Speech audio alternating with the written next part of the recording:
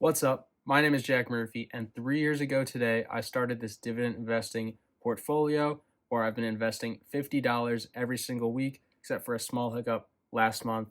But for the most part, $50 every week for 3 years to show you guys what realistic investing results can look like. And this video is about what my results have been from the last 3 years of dividend investing. I started this portfolio with one goal in mind, and that was to retire early. I wanted to use the dividend income I got from this portfolio to supplement an early retirement.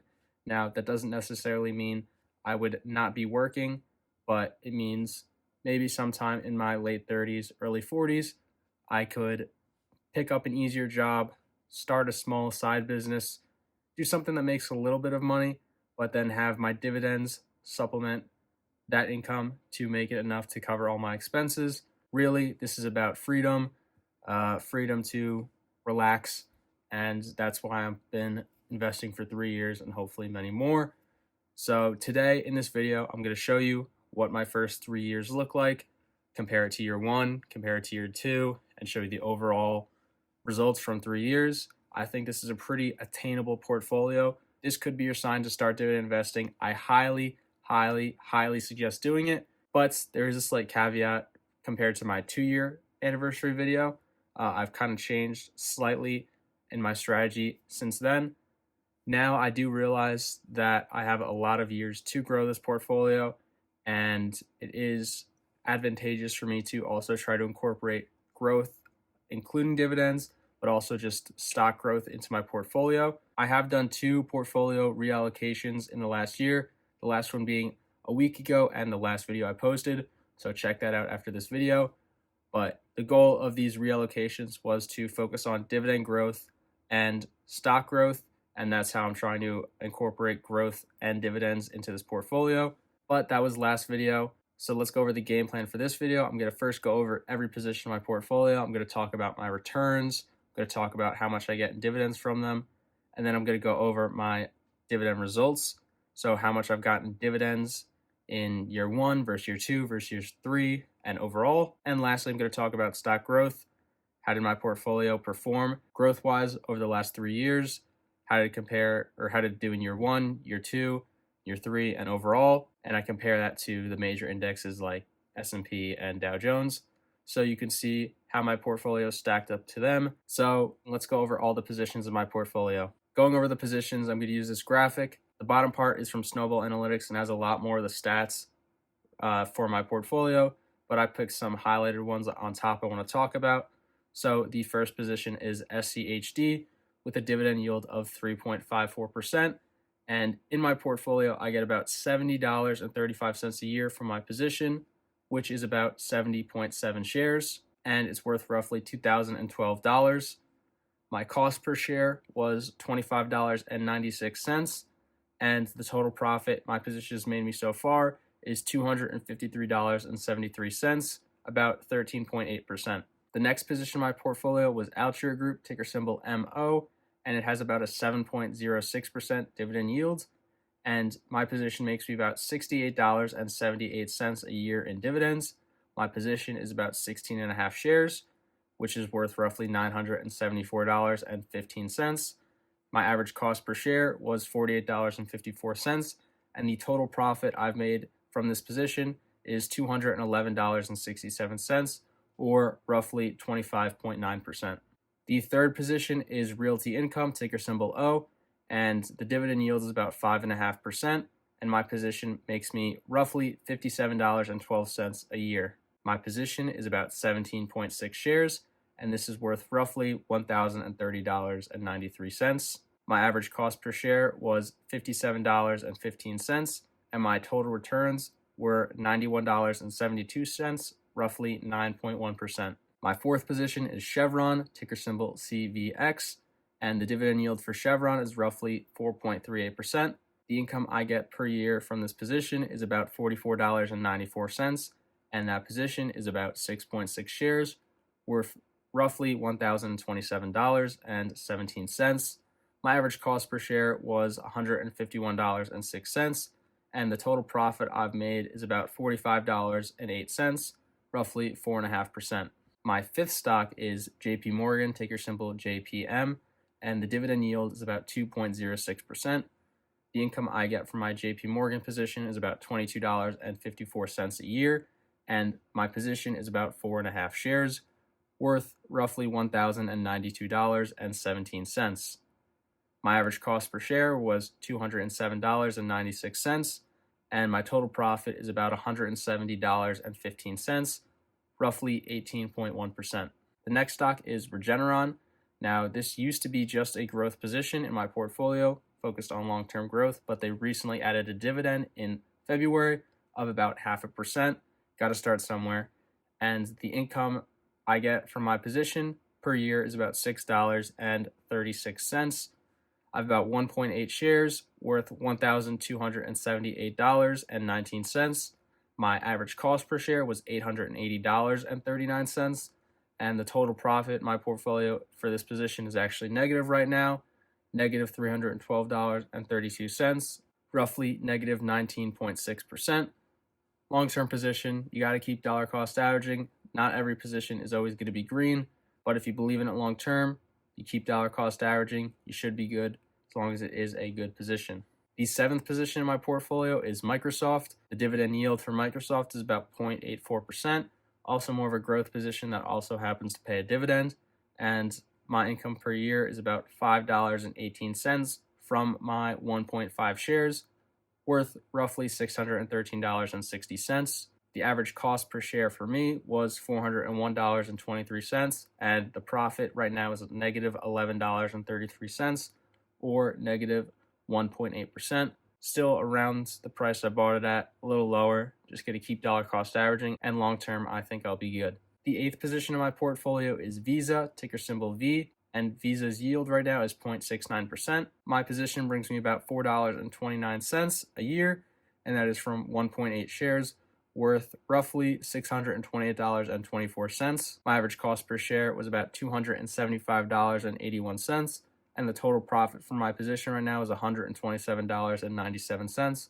or about 25.5%. And the last position in my portfolio is Amazon, ticker symbol AMZN.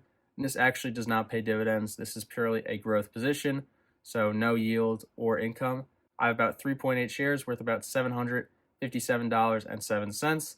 My average cost per share was $188.15, and my total profit for my position is about $42.17, or about 5.9%. This again was part of my plan to incorporate more growth into the portfolio, so I'm not exclusively buying dividend stocks, and I also am thinking about long-term growth over just short-term dividends, which I think is important because, once again, I do have a lot of years to invest. It's important to incorporate growth as well. So that was every single position in my portfolio. Currently, it has gone down to 9 positions.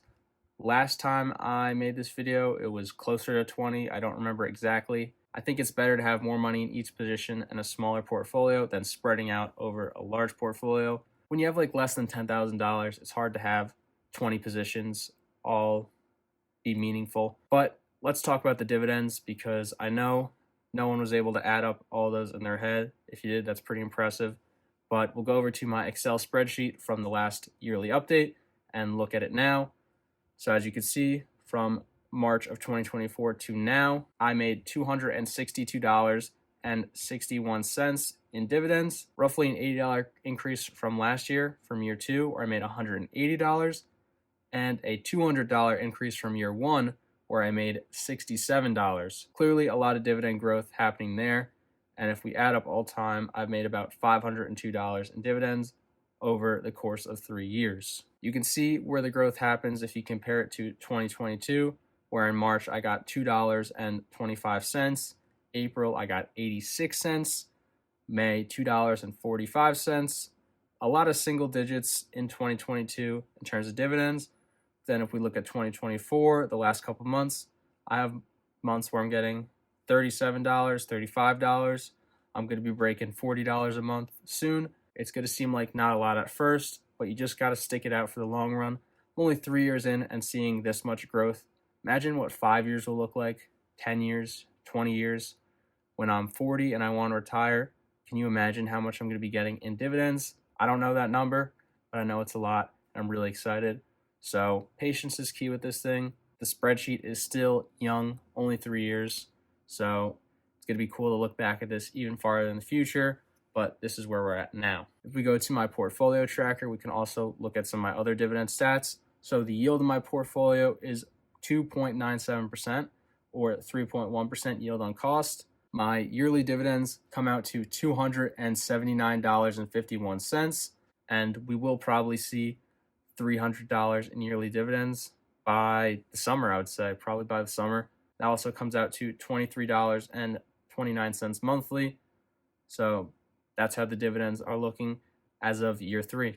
Let's look back 1 year ago from now, where I posted my 2-year update, and see how much I've done from there. I've had 14.76% growth in my portfolio, which actually beat the S&P 500, NASDAQ, and Dow Jones. Very barely beat the S&P 500, but still beat it nonetheless. The last couple months did a lot for my portfolio because I was getting beaten out most of the year, but I ended up coming back in the last couple months, and we were able to outperform the S&P 500, which was really cool. But now let's look at my portfolio performance since I started it, because that's more important than the last year. And since I started my portfolio on March 8th, 2022, I've had 35.1% returns overall, which annualized comes out to 10.55% return. So I've had a annually perform 10.5% on average in my portfolio, which is pretty good. But during that time, the S&P 500 has performed 12.89% annually. The Dow Jones had about 11.47% annually, and the NASDAQ did about 13.25% annually. So I did get beat by all of those over the long run, which is kind of why I wanted to switch up my style and add some growth, because I am getting beat by these indexes over the long term, which is not a good thing. But this year we were able to beat them. I think we'll do pretty well over the next 4 years. At least I think next year I'm probably going to beat the S&P 500 the way the market's looking. Now, if we look at my contributions over these 3 years, I've contributed about $7,400, and my investment gains and loss have gained me about $1,236, and my income has been about $510. So I've gained about $1,746 over the course of these 3 years. What's really great about compound interest is now this $1,700 on top of the $7,000 I contributed will get interest, will earn me interest and dividends. And every year, the interest and dividends that money earns me will go back into the pot and start earning me more interest as well. So this is where compound growth takes effect. And every year that compound growth can make a 10% return you even more money. So that's why I think I can catch up to the S&P 500 and these other indexes, because every year my money compounds, it earns me more money for every percent.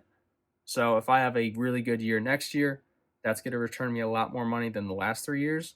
So then I can catch up to these other indexes and hopefully outperform them. Compound interest is just really important to understand, and it's really important as an investor to believe in it long term, because sometimes it doesn't look like you're making a ton of money, but it catches up quick. So yeah, that's what 3 years of realistic dividend investing will look like. Also, check out my 2-year dividend update. Posted this 1 year ago, and you can compare my 2-year results to now and see how far I've come in the last year alone. But besides that, appreciate you watching this. Thank you. Peace.